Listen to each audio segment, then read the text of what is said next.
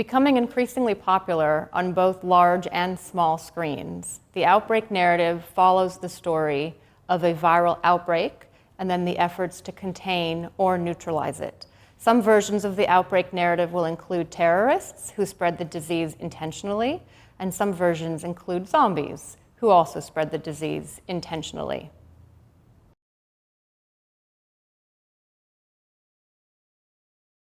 Through globalization, the world shrinks, and as a result of globalization, our perceptions of time and space have changed.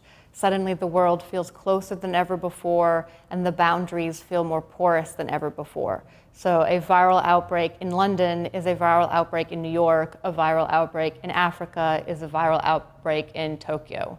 So globalization makes us hyper-aware of how close we are to each other and how quickly disease can travel.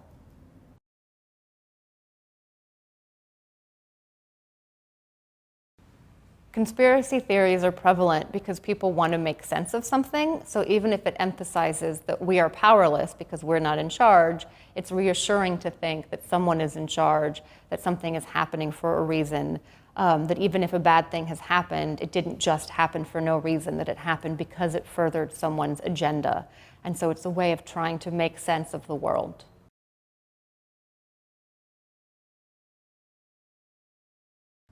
So in contrast to earlier decades, which were very much about fear of the nation being under threat, fear of America being under threat, contemporary threats are about the individual. So rather than America versus the USSR, it's I could get Ebola, I could get AIDS, I am under threat.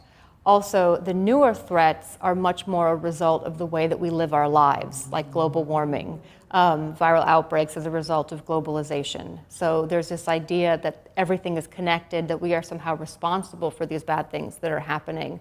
And also another variation is this feeling that our government can't protect us. So during the Cold War, for instance, it was like the American government versus the Russian government.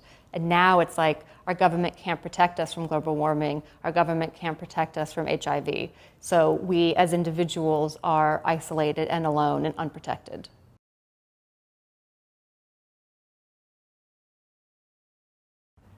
In contemporary outbreak narratives, the notion of blame has been complicated because we can't just say, oh, the virus came from Africa, or oh, the virus came from China. Now it's like everything's been complicated.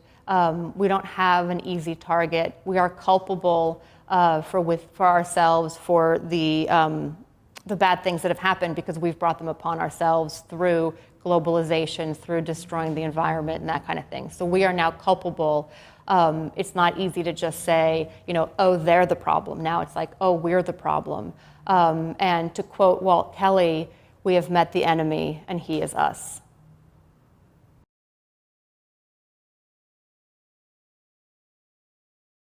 So there are several significant differences between the contemporary zombie and the Haitian zombie. One main difference is that the Haitian zombie was sort of controlled by a voodoo master, whereas the contemporary zombie isn't controlled by anyone. They're just kind of brain dead.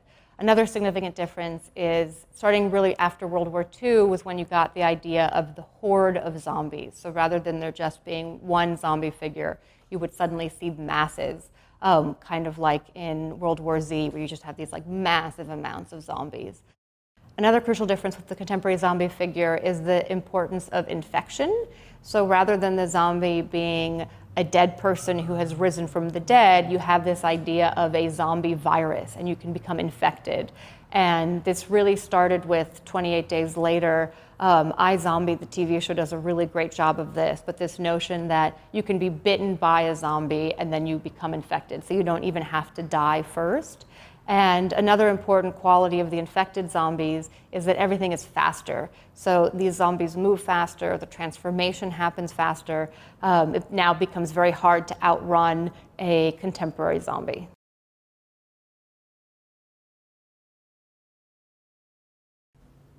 So viral outbreaks and terrorism both trigger a fear of porous boundaries, this idea that it's impossible to be truly safe, and they also both make people willing to follow along with excessive regulations because they feel like that's going to make them safe.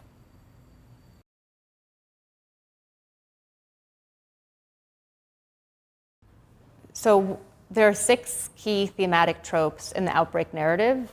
One thing that you're going to get often is the notion of the necessary accident. And the necessary accident is necessary because it propels the story forward. It heightens the drama.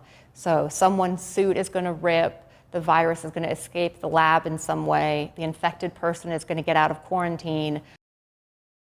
Another theme that you're going to get a lot of is the notion of making the invisible visible. So that's where you'll get the microscope.